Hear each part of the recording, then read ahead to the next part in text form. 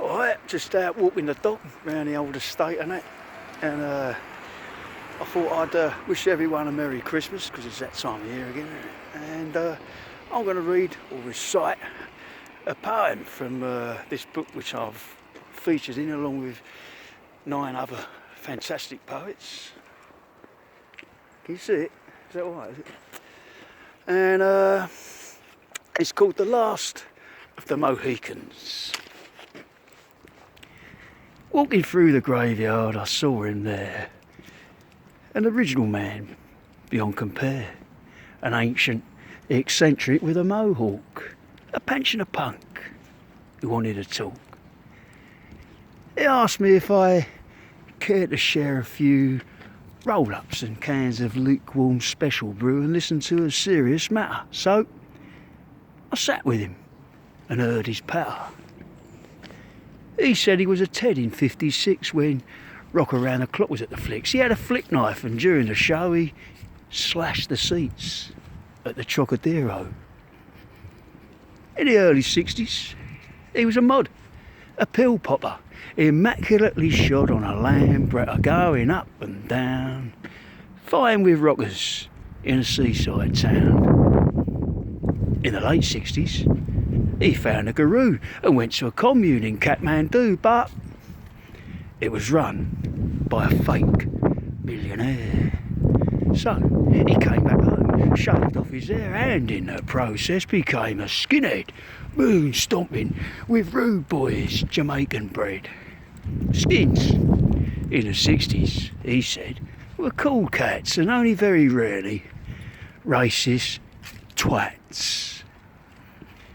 He was a star man in '72 when Bowie finally made his breakthrough, but when the dark side of the moon appeared, his taste in music went deeper and weird. He grew his hair longer, became a freak, saw Awkward and Genesis reach their peak back in the days when they were worth seeing, before the Pistols came into being. The filth, the fury, Mary seeing red, the established sounds dying out or dead. He adopted a chain from ear to nose and the declaration, anything goes. He was a punk till around '84 when the old romantics became a bore, and for want of something better to do, he found consolation in sniffing glue.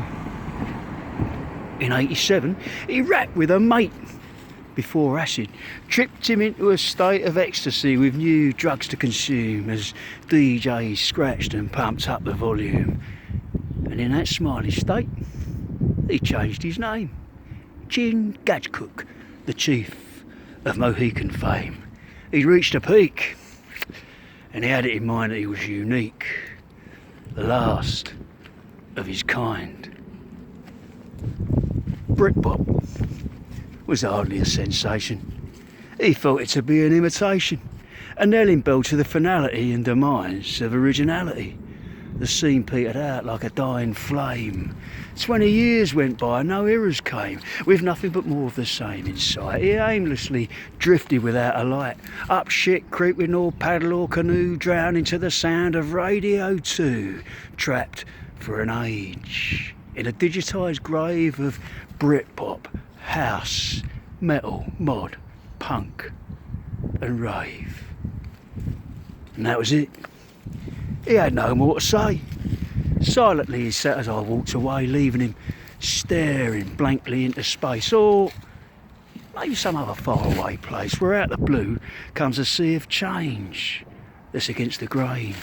Feels a bit strange, unconventional, untraditional, alternative, cool and original. Chingachgook, unique. The peerless one looked tired and jaded by the time he was done, and all his anecdotes are written here.